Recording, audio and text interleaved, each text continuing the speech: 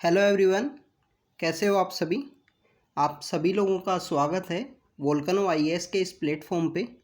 Students, अगर हम बात करें इस लेक्चर की तो ये लेक्चर हमारा डेली क्विज का डिस्कशन लेक्चर है। इसके अंदर हम जो डेली क्विज से रिलेटेड जो क्वेश्चंस होते हैं उनको यहाँ पे डिस्कस करते हैं।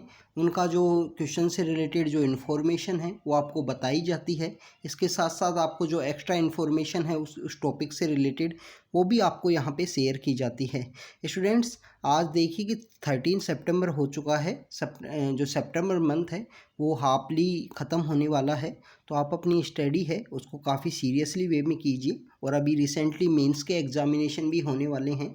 अभी 16 से मेंस के एग्ज़ाम शुरू होने वाले हैं, तो मेंस का आप पेपर देखिए। जो रियल बैटल होती है इस सिविल सर्विस के एग्जामिनेशन में, जो यहाँ सर्विस अलोकेशन के लिए, तो मेंस का जो पेपर आएंगे तो आप पेपर ज़रूर देखना उनको कि किस तरीके के क्वेश्चन पूछे जा रहे हैं, क्या आपकी प्रिपरेशन उस तरीके से जा रही है जो आप अचीव कर पाओगे नेक्स्ट ईयर अगर आप प्रीलिम्स के एग्ज़ाम के लिए अपेयर होगे तो स्टूडेंट्स, आज का जो डिस्कशन है उसको स्टार्ट करते हैं। इससे रिलेटेड आपको एक बात और बताएं कि ये जो मेंस हैं, मेंस के अंदर में बेसिकली स्टूडेंट्स जो प्रिपरेशन है वो कभी भी ऐसे नहीं होता कि जैसे आप प्रीलिम्स क्लियर किए और आप उसके बाद में आप मेंस के लिए 2 मंथ में प्रिपेयर कर लोगे होलिस्टिकली। तो जो मेंस की प्रिपरेशन है वो कंटिन्यू चलती है। प्रीलिम्स और मेंस की जो प्रिपरेशन है इंटीग्रेटेड प्रिपरेशन है, दोनों की जो इन्फॉर्मेशन है वो कंटिन्यू आपकी चलती रहती है। तो इसी वजह से जब आपका लिटिल बिट प्रिपरेशन हो गया है, 3-4 मंथ्स आपने थोड़ा अच्छी नॉलेज गेन कर ली है, उसके बाद में आपको छोटे छोटे आंसर्स लिखने की प्रैक्टिस करनी चाहिए, क्योंकि वो आपके एग्जामिनेशन में आपको हेल्प करेंगे। स्टूडेंट्स, आज का जो डिस्कशन है उसको स्टार्ट करते हैं। अगर हम बात करें स्टूडेंट्स फर्स्ट क्वेश्चन की, तो यहाँ पे रामसर साइट और उनका जो स्टेट है कि वो कौन से स्टेट से बिलोंग करती हैं उनको यहाँ पे मैच करवाया है। स्टूडेंट्स, आपको पता होना चाहिए कि इस तरीके से मैच द कॉलम में पहले पूछा जाता था, ओनली 1 करेक्ट, 1 करेक्ट है, 2 करेक्ट हैं, इस तरीके से पूछा जाता था, तो वहाँ पे एलिमिनेट करना काफ़ी ज़्यादा सिंपल हो जाता था। अभी रिसेंटली यूपीएससी के द्वारा जो चेंजेज किए गए हैं उनके अंदर में जो आंसर हैं वो इस तरीके से पूछे जा रहे हैं, वो शो करता है कि आपको कंप्लीट इन्फॉर्मेशन होनी चाहिए टॉपिक से रिलेटेड। तो इस वजह से हो सकता है कि नेक्स्ट ईयर यूपीएससी और कुछ चेंज लाए एग्जामिनेशन के अंदर में, पैटर्न के अंदर में। जो इनसाइड द एग्ज़ाम जाने के बाद ही पता लगता है कि यूपीएससी ने क्वेश्चन इस तरीके से चेंज करके पूछा है। तो आप कंटिन्यू अपनी जो नॉलेज है, नॉलेज बेस में आप कंटिन्यू प्रिपेयर कीजिए, डेडिकेटेड वे में प्रिपेयर करना है स्टूडेंट्स। अगर हम बात करें, हाँ, रामसर साइट और स्टेट के बारे में पूछा है। सबसे पहली बात कि दीपोर बेल जो है रामसर साइट है वो कहाँ पे लोकेटेड है। तो स्टूडेंट्स, ये हमको पता है कि आसाम के अंदर लोकेटेड है, दीपोर बेल है, आसाम की ओनली एकमात्र रामसर साइट है। अभी प्रेजेंट जो रामसर साइट्स की जो संख्या है वो कितनी हो चुकी है इसके बारे में आप ज़रूर बताना। रामसर साइट एक्चुअली में क्या है, 1971 के अंदर एक मीटिंग होती है, रामसर नाम की एक जगह है जहाँ पे वेटलैंड को प्रोटेक्ट करने से रिलेटेड ये मीटिंग की जाती है। कभी कभी क्वेश्चन ये भी पूछ लिया जाता है कि जो रामसर साइट है, बेसिकली जो रामसर साइट्स बनाई जाती हैं क्या ये यूएनईपी के द्वारा बनाई जाती हैं। स्टूडेंट्स, जो रामसर कन्वेंशन हुआ था यूनेस्को के द्वारा हुआ था। रामसर कन्वेंशन के अंदर वहाँ पे मीटिंग हुई, वहाँ वेटलैंड्स के प्रोटेक्शन के लिए बात की गई।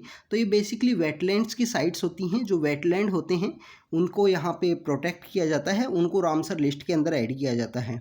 तो प्रेजेंटली इंडिया के अंदर कितनी रामसर साइट हैं, क्योंकि अभी 15 अगस्त के समय में कुछ चेंज आया है, तो वो आप कमेंट सेक्शन के अंदर बताना। स्टूडेंट्स, इसके अलावा आप जिस भी स्टेट से बिलोंग करते हो, आप अगर जम्मू कश्मीर से बिलोंग करते हो, अगर आप आसाम से बिलोंग करते हो, तो आपके स्टेट में जो भी रामसर साइट है उनके बारे में भी आप कमेंट सेक्शन के अंदर ज़रूर लिखना। जिससे क्या होगा कि आपको अपने स्टेट की जो रामसर साइट है वो तो एटलीस्ट याद होंगी। अगर आपको नहीं याद है तो आप गूगल कीजिए, गूगल का यूज़ कीजिए कि कितनी रामसर साइट हैं आपके स्टेट में। तो अगर हाँ, यहाँ पे हम बात करें, दीपोर बेल है वो आसाम के अंदर लोकेटेड है, आसाम की एकमात्र जो साइट है। होकेरा जो वेटलैंड है स्टूडेंट्स, यहाँ से बेसिकली क्वेश्चन पूछा जा सकता है, क्योंकि पंजाब के अंदर भी एक वेटलैंड है जिसका नाम है वो हरीके है। तो सिमिलर नेम होने की वजह से यहाँ से क्वेश्चन 2022 के प्रीलिम्स के अंदर पूछा गया था इससे। तो होकेरा वेटलैंड जम्मू एंड कश्मीर के अंदर है। स्टूडेंट, जम्मू एंड कश्मीर के अंदर इसके अलावा 2 और हैं, एक है वुलर लेक है, वुलर लेक आपको पता होगा, और एक सुरीनसार मनसार जो लेक है वो और है। इस तरीके से 3 रामसर साइट हैं। रुद्र सागर लेक की अगर हम बात करें स्टूडेंट्स, रुद्र सागर लेक त्रिपुरा के अंदर लोकेटेड है। तो यहाँ पे जो थर्ड है ये करेक्टली मैच नहीं है। तो यहाँ पे ओनली 2 हैं। फर्स्ट आसाम के अंदर में दीपोर बेल, होकेरा वेटलैंड है जो जम्मू एंड कश्मीर के अंदर। तो यहाँ पे जो आंसर होगा वो होगा बी आंसर। स्टूडेंट्स, जो रामसर साइट्स हैं इनके लिए एक रामसर डे भी मनाया जाता है। 2 फरवरी को रामसर डे आता है। 2 फरवरी को हर साल रामसर डे सेलिब्रेट किया जाता है। जो वेटलैंड्स होते हैं उनको कंजर्व करने के लिए अभी 2017 के अंदर स्टूडेंट्स आपको पता होगा कि जो गवर्नमेंट के द्वारा जो रामसर साइट का जो एक्ट है उसके अंदर अमेंडमेंट लाए गए। 2017 के अंदर रामसर साइट का रामसर वेटलैंड कंजर्वेशन एक्ट आया जिसके अंदर चेंज किया गया। वेटलैंड की जो डेफिनेशन है उसको भी चेंज किया गया। तो इन सब के बारे में भी आप एक बार ज़रूर प्रिपेयर करना, एक बार ज़रूर गूगल यूज करना, उससे गूगल करना आप इन चीज़ों के बारे में। तो स्टूडेंट्स, यहाँ पे जो आंसर है वो बी आंसर है। दीपोर बेल है वो आसाम में है, होकेरा वेटलैंड जम्मू एंड कश्मीर में, रुद्र सागर जो है वो त्रिपुरा के अंदर लोकेटेड है, त्रिपुरा की एकमात्र वेटलैंड है। Next question is about the seaport और स्टेट को यहाँ पे मैच करवाया है स्टूडेंट्स। ये भी काफ़ी इंपॉर्टेंट है स्टूडेंट्स। हमारे टोटल आपको पता होगा 12 टोटल मेजर यहाँ पे इंडिया में पोर्ट हैं, 12 मेजर पोर्ट हैं और माइनर पोर्ट कितने हैं 200 के आसपास। 200 के आसपास माइनर पोर्ट हैं और मेजर पोर्ट हैं 12। स्टूडेंट्स, यहाँ पे इम्पोर्टेंट ये है मेजर पोर्ट्स कौन डिक्लेयर करता है, किसके अंडर में आते हैं, माइनर पोर्ट कौन डिक्लेयर करता है, किसके अंडर में आते हैं, ये इन्फॉर्मेशन आपको होनी चाहिए। दूसरा यहाँ इम्पोर्टेंट बात ये है कि पोर्ट जो हैं इंडिया के अंदर जो बंदरगाह जो बनाए गए स्टूडेंट्स आपको पता होगा आज जैसे ही 1947 के समय में इंडिया का पार्टीशन हुआ तो बांग्लादेश के अंदर में एक पोर्ट चला गया जो काफ़ी फेमस पोर्ट हुआ करता था उस समय में। अगर फॉरेन ट्रेड की बात करें, कराची का जो पोर्ट था वो काफ़ी अच्छा पोर्ट था, तो वो पाकिस्तान के पास चला गया। दूसरा ईस्टर्न पाकिस्तान के अंदर भी एक दूसरा पोर्ट है चिटगांव पोर्ट, वो उनके पास चला गया। तो पार्टीशन के समय में इंडिया के पास इतना वेल इस्टेब्लिश पोर्ट नहीं था। वो बाद में कुछ पोर्ट हैं जो इंडिया के द्वारा डेवलप किए गए हैं। इसमें अगर हम बात करें दीनदयाल उपाध्याय जो पोर्ट है ये महाराष्ट्र के अंदर लोकेटेड नहीं है स्टूडेंट, जो कच्छ नाम की एक जगह है गुजरात के अंदर में। तो कच्छ के अंदर में ये पोर्ट है, इसको कच्छ पोर्ट भी बोलते हैं। ये बेसिकली इंडिपेंडेंस के बाद में इसको बनाया गया था। अगर हम बात करें सेकंड पोर्ट की, सेकंड पोर्ट इज मर्मगांव पोर्ट है, ये गोवा के अंदर लोकेटेड है। स्टूडेंट्स आपको पता होगा जो वेस्टर्न रीजन से जो आयरन का जो एक्सपोर्ट किया जाता है वो इसी पोर्ट के थ्रू किया जाता है। पारादीप पोर्ट, आपको पारादीप एक इंडस्ट्रियल एरिया भी है, तो पारादीप पोर्ट बेसिकली उड़ीसा के अंदर लोकेटेड है। तो यहाँ पे जो तीनों पोर्ट हैं वो करेक्टली मैच नहीं है, तो इसका जो आंसर होगा वो होगा डी आंसर। स्टूडेंट्स, इसके अलावा आपको जो 12 मेजर पोर्ट हैं इनके बारे में पता होना चाहिए। 12 मेजर पोर्ट्स के बारे में पता कीजिए। जैसे ये 3 पोर्ट हो गए जिसमें दीनदयाल पोर्ट की बात करें जो कच्छ गुजरात के अंदर लोकेटेड है, मर्मगांव पोर्ट की बात करें गोवा के अंदर लोकेटेड है, पारादीप पोर्ट उड़ीसा के अंदर लोकेटेड है। तो आपको इस तरीके से जो पोर्ट्स हैं कौन कौन से स्टेट के अंदर कौन सा पोर्ट आता है, टोटल 12 पोर्ट कहाँ कहाँ लोकेटेड हैं, इससे रिलेटेड आपको पता होना चाहिए। एक बार यूपीएससी में 2016 के अंदर में 2016 का जो प्रीलिम्स का एग्ज़ाम हुआ था उसके समय में एक क्वेश्चन पूछ लिया गया था, ड्राई पोर्ट से रिलेटेड एक क्वेश्चन था। तो इस तरीके से क्वेश्चन पूछ लिए जाते हैं। अगर कोई रिसेंटली जो नेम चेंज किया गया होगा, आपको पता है जेएनपीटी के अंदर जो कार्गो का बेसिकली इंडिया के अंदर जो ट्रैफिक है वो काफ़ी ज़्यादा है। तो जेएनपीटी का जो पोर्ट है उसका जो कार्गो का जो ट्रैफिक है उसको डाइवर्ट करने के लिए एक दूसरा पोर्ट भी गवर्नमेंट ऑफ इंडिया के द्वारा डेवलप किया गया है, उसके बारे में भी आपको पता होना चाहिए। स्टूडेंट्स, यहाँ पे जो आंसर है वो डी है, तीनों यहाँ पे इनकरेक्टली मैच हैं। अब हम चलते हैं नेक्स्ट क्वेश्चन की तरफ। नेक्स्ट क्वेश्चन में पूछा गया है कि इनमें से कौन सा कंट्री है वो अपना जो एरिया है ओपन ही करता है ब्लैक सी की तरफ। स्टूडेंट्स, साफ और दूसरे तरीके में इनडायरेक्टली वे में अगर हम बात करें तो ये पूछा गया है कि आपको पता होना चाहिए कि ब्लैक सी में कौन कौन से कंट्रीज़ हैं जिनका कोस्टल एरिया शेयर होता है, जिनकी जो बॉर्डर है वो ब्लैक सी के साथ में शेयर होती है। सबसे पहले हम बात करें कि ये जो सी हैं जैसे कैस्पियन सी है, ब्लैक सी है, अगर हम बात करें मेडिटेरियन सी है, इनके बारे में आपको पता होना चाहिए कि इन मडागास्कर सी है, इनके अंदर में कौन कौन से जो हैं कंट्रीज़ की बॉर्डर शेयर होती है, रेड सी, आप ओमान, गल्फ़ ऑफ ओमान है, इन सब जो गल्फ्स हैं, जो स्ट्रेट हैं, जो सी हैं, इनके अंदर में कौन कौन से कंट्री की बॉर्डर शेयर होती है, इनके बारे में आपको पता होना चाहिए। तो अगर हम ब्लैक सी की बात करें तो बुल्गारिया है, जॉर्जिया है, बुल्गारिया, जॉर्जिया है। इसके अलावा स्टूडेंट्स बात करें रोमानिया है, Bulgaria, Georgia, Romania, Russia, Turkey and Ukraine. Russia है, टर्की है और यूक्रेन है। तो स्टूडेंट्स याद करना काफ़ी सिंपल है, रसिया और यूक्रेन में भी कन्फ्लिक्ट चल रहा है, टर्की ने अपना नेम चेंज किया है। इसके अलावा आप लोकेशन बेस देखिए इनको, इसके बुल्गारिया, जॉर्जिया एंड द आपको रोमानिया जो है आपको पता होगा। तो यहाँ पे जो कंट्री है जो यहाँ नहीं मेंशन है, जो अपनी ब्लैक सी के साथ अपनी बॉर्डर नहीं शेयर करता है, वो है अर्मेनिया। तो यहाँ पे जो आंसर होगा अर्मेनिया आंसर होगा। ये काफ़ी फैक्चुअल बेस्ड क्वेश्चन है। इस तरीके के क्वेश्चन आपको हर साल प्रीलिम्स के अंदर 1 या 2 क्वेश्चन आपको देखने को मिलेंगे और ये क्वेश्चन काफ़ी इजी होते हैं। इनको प्रिपेयर अगर आप डेडिकेटेडली 1-2 मंथ, देखो इस तरीके के जो क्वेश्चन होते हैं, इस तरीके के क्वेश्चन को प्रिपेयर करने के लिए ऐसा नहीं है कि आपको कोई सेपरेट नोटबुक मिलेगी या नोट्स मिलेंगे। आपका बेसिकली ऐसा है कि आप कोई भी दिन जब न्यूज़पेपर रीड करते हो जिसके अंदर कोई सी है, कोई स्ट्रेट है, उसको अगर मेंशन किया गया है तो उनको आप गूगल करके देख लीजिए कभी ना कभी, या आप क्विज के अंदर जिस तरीके से आपको आज ब्लैक सी के बारे में पता लगा, तो इससे रिलेटेड जो कंट्रीज हैं जो बॉर्डर शेयर करते हैं इससे रिलेटेड, इनको कहीं ना कहीं अपनी जो नोटबुक है उसके मार्जिन के ऊपर लिख लीजिए। कोई करंट अफेयर की आपकी बुकलेट जो आप रीड करते हो उस करंट अफेयर बुकलेट के ऊपर कहीं मार्जिन के ऊपर लिख लिए। तो इस तरीके से जब भी आप रीड करोगे इसको अगेन एंड अगेन, आपकी जो बुकलेट है, आपकी जो बुक है, तो आपके रिवीजन के समय में उसका रिवीजन हो जाएगा कि ब्लैक सी कहाँ कहाँ कौन कौन से कंट्रीज अपनी बॉर्डर शेयर करते हैं। तो अर्मेनिया जो है वो अपनी बॉर्डर नहीं शेयर करता है इसके साथ में। तो यहाँ पे जो आंसर होगा वो सी होगा, क्योंकि इसमें पूछा है कि कौन सा कंट्री है जो नहीं बॉर्डर शेयर करता है। Next question is about the annual frontier report से रिलेटेड क्वेश्चन है स्टूडेंट्स।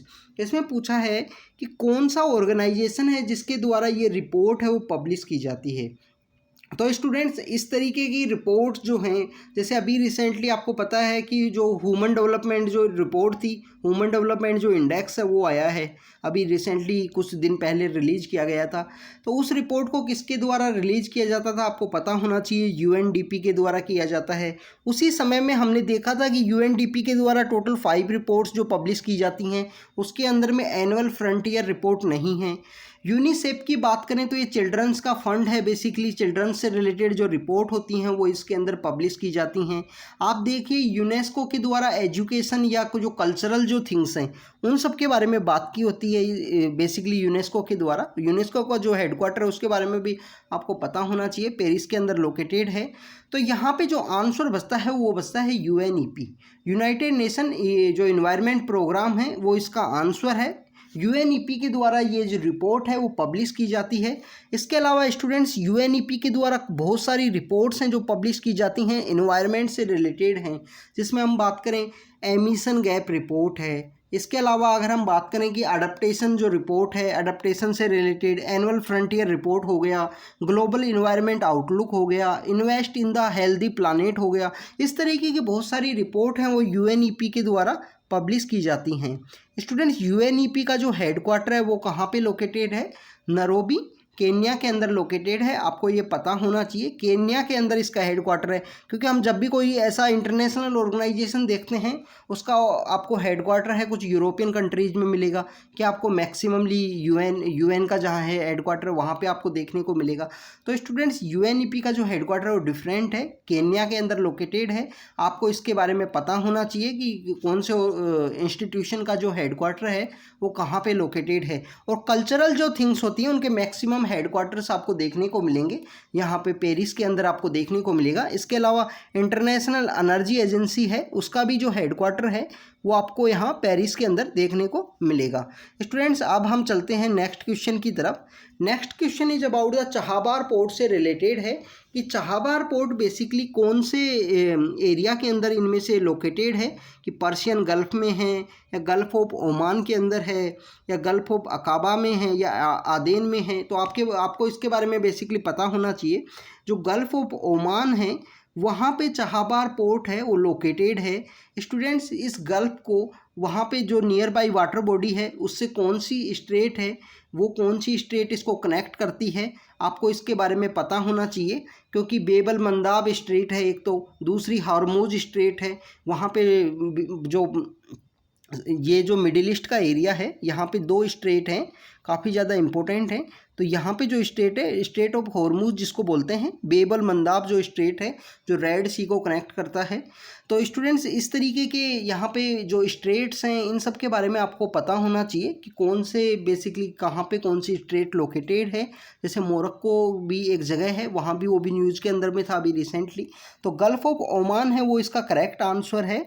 चाहबार पोर्ट की अगर हम बात करें student, Chabahar port basically India, Iran और अफ़गानिस्तान के द्वारा डेवलप किया गया है। एक मल्टीपर्पज़ पोर्ट है। इसका इंडिया के द्वारा जो मेन एम है वो ये है कि अपना जो सप्लाई है वो अफ़गानिस्तान को सप्लाई करना, इसका मेन एम है इंडिया का यहाँ से। तो गल्फ़ ऑफ ओमान है वो इसका राइट आंसर है, बी यहाँ पे करेक्ट होगा, गल्फ़ ऑफ ओमान। तो स्टूडेंट्स, ये हमने आज के जो 5 क्वेश्चंस हैं इनको देखा। गल्फ ऑफ ओमान के बारे में देखा हमने कि जो चाहबार पोर्ट है वो कहाँ पे लोकेटेड है। स्टेट ऑफ हॉर्मुज के बारे में देखा। एनुअल फ्रंटियर रिपोर्ट जो यूएनईपी के द्वारा निकाली जाती है उसके बारे में देखा, जिसका हेडक्वार्टर नैरोबी और केन्या के अंदर लोकेटेड है। इसके अलावा हमने ब्लैक सी के बारे में देखा जिसमें 6 कंट्री हैं, Bulgaria, Georgia, Romania, Bulgaria, Georgia और रोमानिया। इसके अलावा स्टूडेंट्स हमने देखा कि रसिया, यूक्रेन और टर्की हैं, आर्मेनिया इसके अंदर नहीं है।